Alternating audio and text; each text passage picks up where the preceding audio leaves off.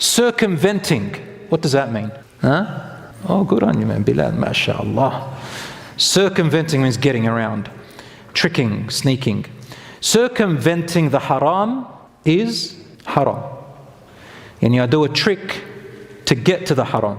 So I don't go directly to the haram, I indirectly go to the haram. Oh, this is a good one, watch this.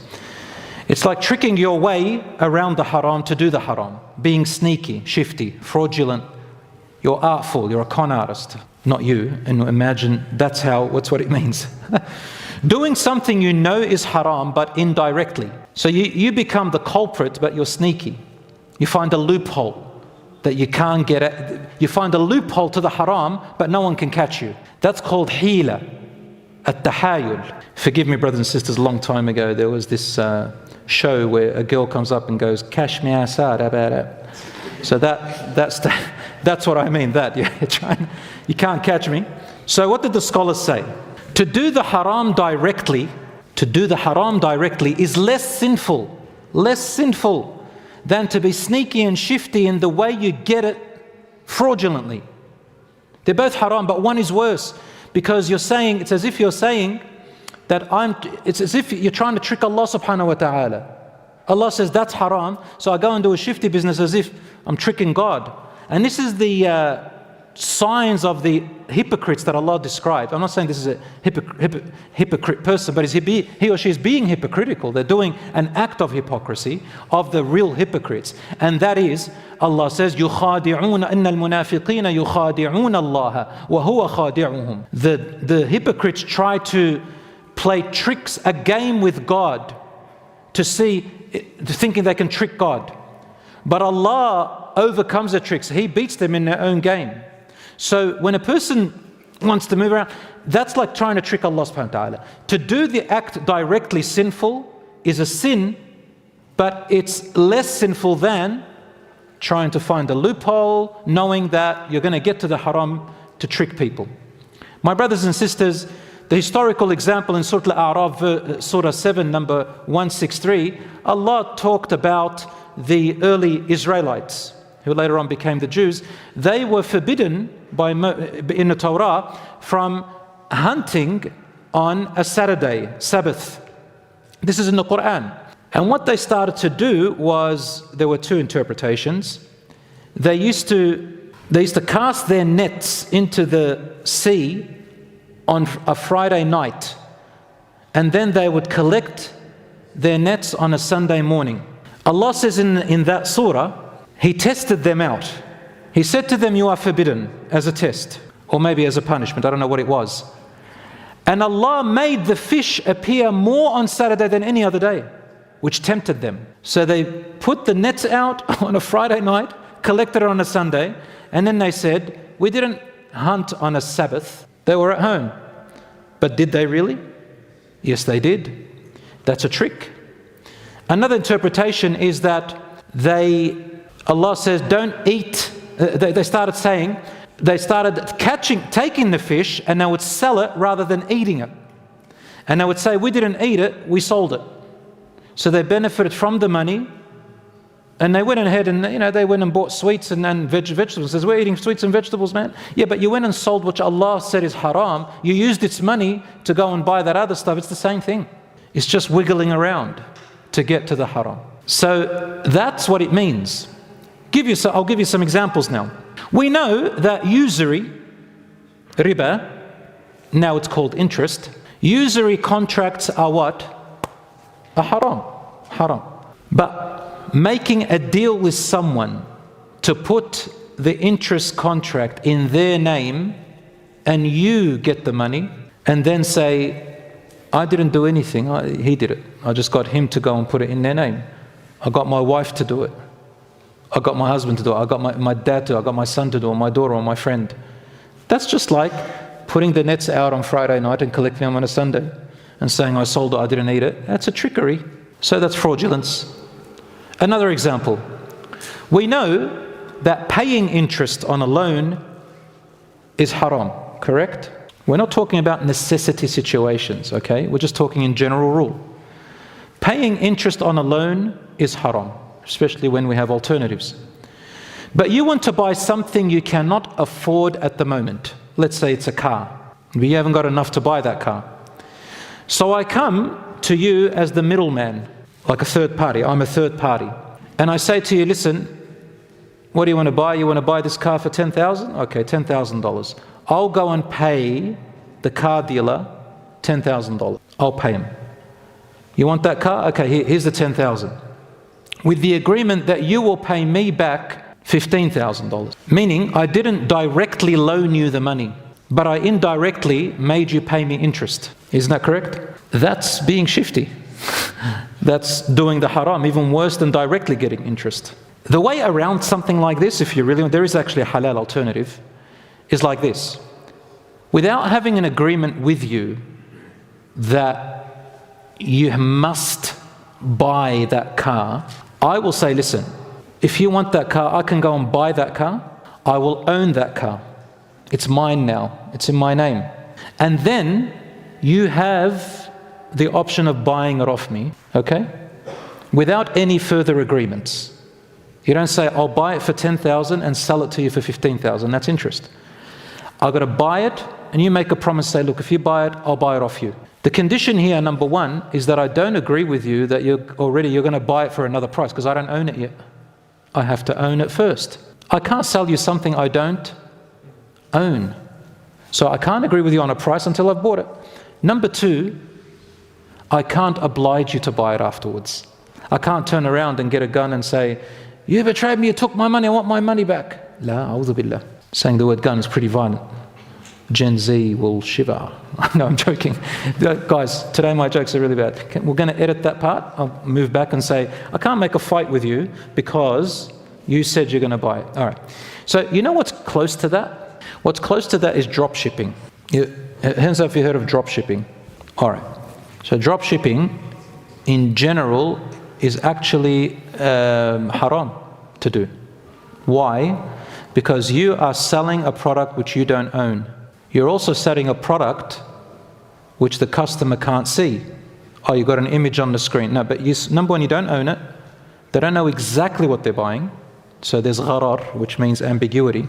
And we're forcing the person to buy it before I even purchased it myself. So that's not permissible. The other way around drop shipping is either I become a broker or a salesperson for a company and agree with them that I will get commission for everything I sell.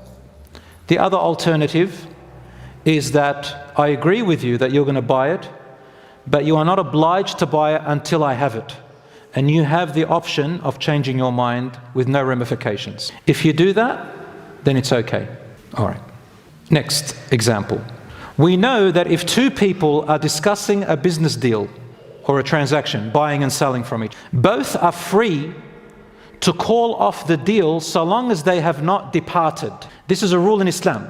So let's say someone comes up and he knows, or she knows the rule of Islam, that the two people doing a transaction are free to call off the deal so long as they have not departed, meaning you agree and then you've departed. That's it. You don't see each other anymore. And one person comes and does a shifty business with you, tries to agree with you and then sees that you're not ready yet. And then as soon as you say a word, he turns around and walks away and doesn't even listen to you. You call him back, he doesn't come back, and then next day says, no, you're obliged because the Prophet ﷺ said, once you've departed, then you have to fulfill the agreement. Well, that's being shifty. That's being unfair to the other person. So that's another way of being, working towards the haram. Another way, we know interest is haram. So you loan me money and I come back with a present instead of the money. I come and give you a gift. Anyone ever witnessed people do that? No? Tayyib. Because we've got consumer laws here, mashallah. But in Lebanon, they bring you a bag of wheat and a bag of rice and I don't know what. I've experienced that. I say, where's the money, bud? And I just walk away. Or what happens, someone you loan someone money and then they come and give you a gift one day. And say, oh, thank you for that gift. And then after that, a week goes past and you go, bro, the money is due. So I gave you a gift. That's considered giving you back the loan.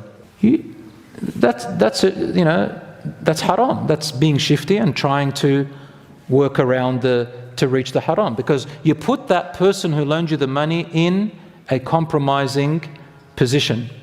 You're saying, he'll be embarrassed to ask for it because I gave him the gift. That's haram. Another example, we know taking money that is not rightfully ours is haram. So I go and do an insurance job. The car is already damaged, truthfully, but I go and damage it more to get more money. And also use justifications. The insurance companies rip people off anyway.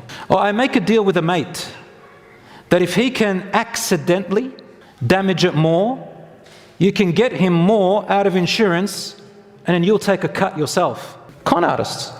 This is all working towards haram, taking money that is not yours through this shifty means. So another way, and let's say I want to, actually we'll move to the okay, I'll give you another example. Let's say I want to sell you something and I know that there is fault in that thing I'm selling you, and I know the faults, but this is what I do to you.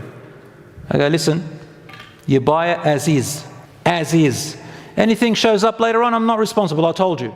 As is. No. If you know the faults, you have to say what the faults are, because that's an unfair deal. And you're taking money for what is assumed. Maybe, maybe not. So this is actually another trick. Another example. We know lying to get money freely without working for it is haram. Correct? Without earning it. So I go and tell Centrelink that me and my spouse are separated to get more welfare benefits, and saying, well, we are separated right now because we just had a fight and, you know, kind of separated. He's sleeping on the couch. We're separated. That's a shifty way of getting haram. Another thing, we know consuming certain foods and intoxicants is haram. Instead, this is what I do, Rashid. Instead, I only sell it with the excuse that I don't consume it myself. The Prophet ﷺ prayed against certain people of the past whom he forbid eating unslaughtered animals. Allah forbid it. Instead, they sold it and benefited from its money. The Prophet, they said they eat, you know, halal anyway, but they benefited from the haram money. So not eating it, but using its profit to eat other things. Another example, fasting trick. We know intercourse during the day of Ramadan of fasting is haram. So you say, so between husband and wife. So you say, the sin of intercourse during the day will require me to either fast 60 days in a row or feed 60 poor people. But if I deliberately break my fast, I'll repent and I only owe 1 day. Yeah, I'll break the fast. And that way I'll just do 1 day and say astaghfirullah from my heart and get a free pass. No 60 days for me, no feeding poor. Guess what? The person did double the trouble, double sin. He's got to do the kafara and the repentance from breaking the fast. Why? Because the intention was to do what Allah forbid. Again, being shifty. Or let's say a person finds out Ramadan is going to happen in summer. So they go and book a holiday to go to a nearby country where it's winter. There's no other purpose except to break their fast and be cool. Allah, this is haram. You're being shifty around it. Allah, because they say, well, Allah says if you're on travel. Yeah, He did, yeah. But not like that. You're trying to wiggle things around. Another example, we know that hiding, I said that one. Here we go. Let's say changing the name of something, haram, so that it sounds halal. All right, to trick people or to trick myself. So for example, this day and age, usury is now called interest, right? The word interest is a nice word, but it's still usury. So changing the name does not make it halal. Another example, I'm going to get a bit funny here. I hope I'm not. Today I'm really cringy, but here we go. Stealing, a person says, I didn't steal nothing. I just took it. Or they took it. Let's say people have, forgive me youngsters, sexual partner in the haram way. They change the word. He's my lover or lover. Makes it sound nicer. And now we have the word girlfriend and boyfriend. All these just water down the meaning of the legitimate sexual intercourse. Forgive me, brothers and sisters. I won't say which country I went to a few years ago, and first time I ever heard of this, they said sugar daddy. And that was the first time I heard about it. Sugar. Sounds nice. Dad, well, it's nice. But when you find out the meaning, A'udhu billah, Another word they say, friends with interest. Astaghfirullah. Promiscuity is called business. Business. It's business. It's legal. Yeah, changing the name doesn't make it halal. Recreational drugs. How much is that? Speed, ecstasy, Adam and Eve. Doves that fly, angels' dust, grass. What's the problem with that? Just to water down the haram. And Allah says in the Quran, وَزَيَّنَ لَهُمُ الشَّيْطَانُ أَعْمَالَهُمْ فَصَدَّهُمْ عَنِ السَّبِيلِ فَهُمْ لَا يَهْتَدُونَ. Allah says the shaitan decorated the haram in their eyes, whether changing the name, whether making it look good, whatever it is. Then he pushed them forcibly away from the truth and the guidance until they could not find any more guidance. They can't come back. Alcohol and wine, they call it spirits, sauce, lean, juice, etc. Right? They go to the gym. Steroids is called juice. Juice is nice. Every time I say juice, it reminds me of orange juice. So this idea of changing the name does not make things that are haram into what? Into halal. Of course, we're not talking about medicinal drugs. When a doctor prescribes medicine and so on, that's a different story. The last principle, two principles I'll talk about very quickly, is this one, or last principle number 10. The haram is prohibited to all people equally. The haram is prohibited to all people equally. There is no favoritism. Haram for you, but not for you. Why? Oh, you took not haram for you. La. Not haram for them because they're my cousin, but you? No. Haram because they've got high status or power. Ooh, untouchable, halal for them, but haram for everyone else. In Islam, haram, if something is haram, it's haram for everybody equally. Of course, there are things that are haram for men that are not haram for women.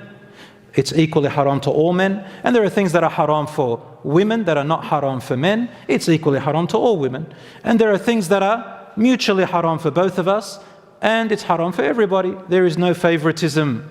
The Prophet ﷺ stood up one day and said, Wallahi, by the one who possesses my soul in his hand, if Fatima, the daughter of Muhammad ﷺ, his own daughter, stole, I will not hesitate except to